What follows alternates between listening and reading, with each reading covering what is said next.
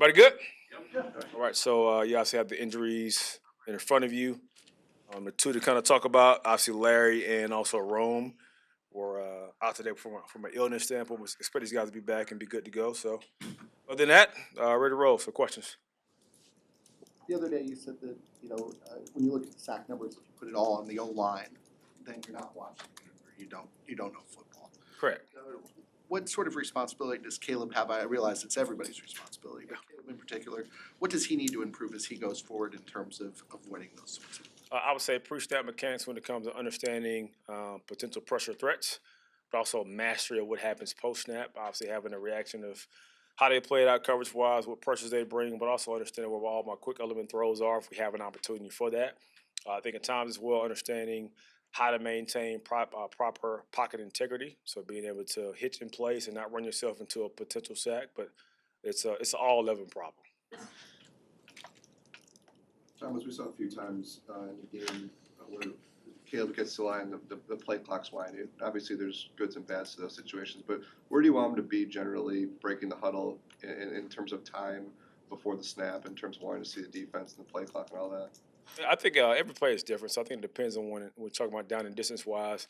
There's some normal down stuff that kind of shows up as far as calling and running plays versus alerted plays. Obviously, third down is a little bit different when it comes to multiple moving parts, which is I can always reflect about trying to alleviate stress off of him when it comes to having some more static things from a motion standpoint, which is makes it difficult at times depending on how the flow of the game goes. But I'm not gonna put a number on when you want guys to break the huddle or not. It's more about just being able to have enough time to communicate it, get it lined up, communicate from a protection standpoint, have potential alerts before the obviously shot clock gets down to one.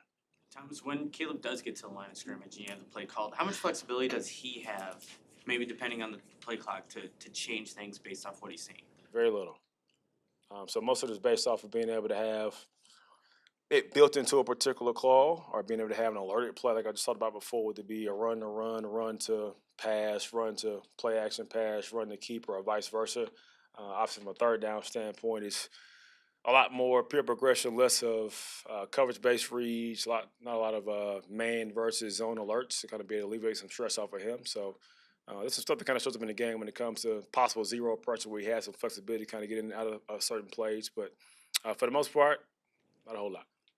Does that extend to timeouts for him too? Because I know. Say that again. Does that extend for him having the freedom to call a timeout too? Like how does that work with quarterbacks? Because I know that when he told us in Detroit on the drive, that last drive, he called the one early, didn't feel comfortable doing it on the play that was the last one. Correct. And then this past game, when there was all that time that went off the clock, and he was saying, well, maybe the coaches didn't see me in that situation.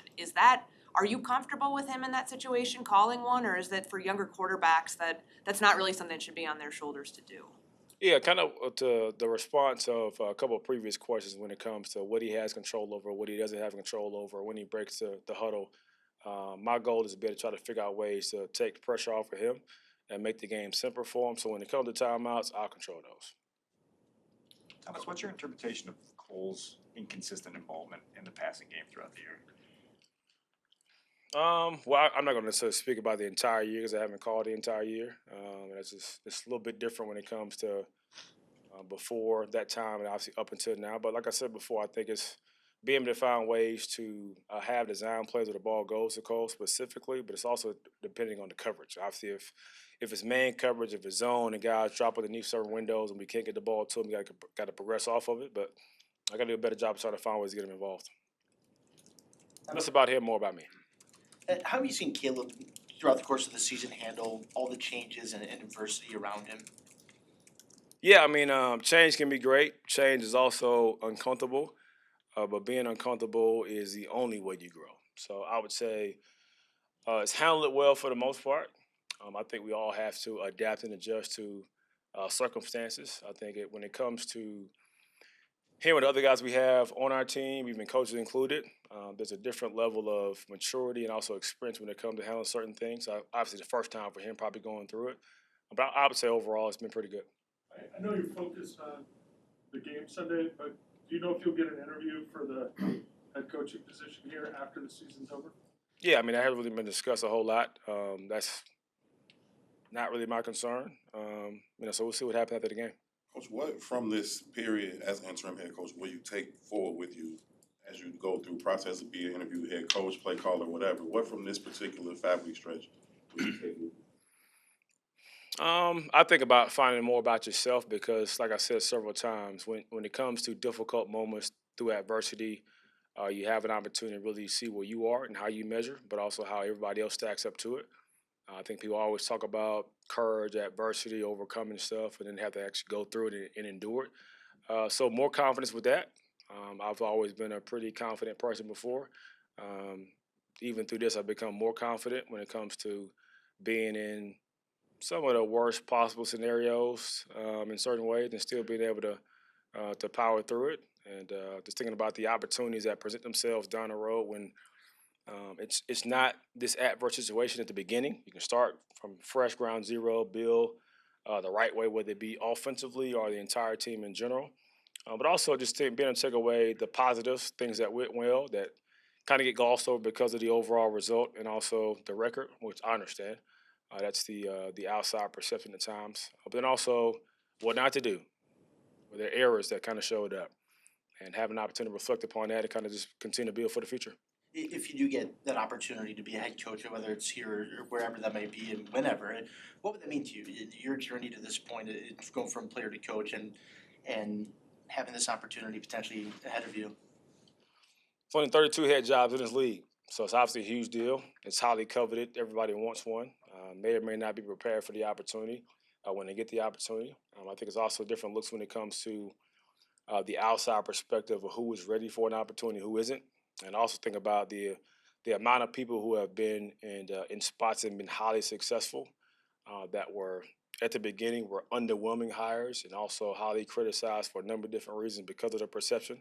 But I think about having an opportunity at some point to have the true belief, have the backing, and also just from an accomplishment standpoint, that's going to be a goal of mine, like it's a goal of many guys.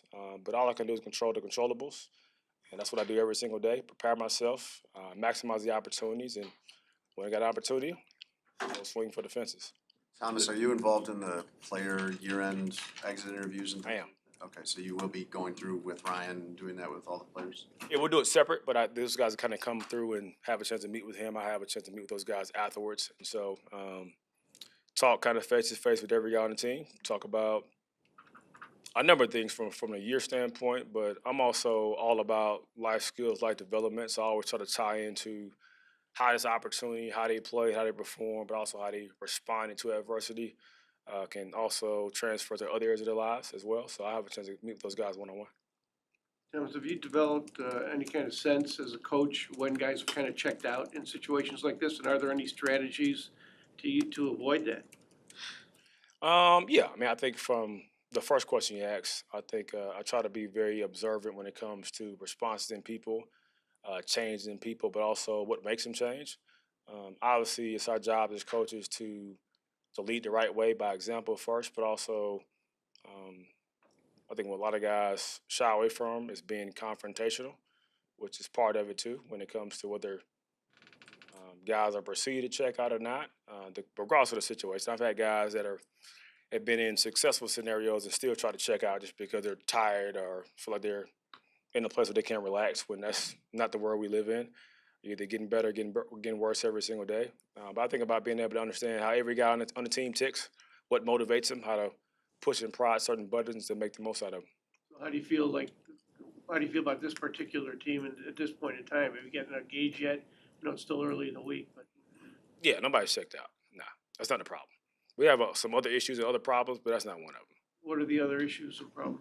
That was a great follow-up question. Like, I just gave you a great assist, man. You should probably slide me $5 after this meeting. I think when it comes to the understanding of how to prepare the right way, how to play all together at the same time, how to be mature enough to handle certain situations, those are more of issues I address on a daily basis versus guys being checked out.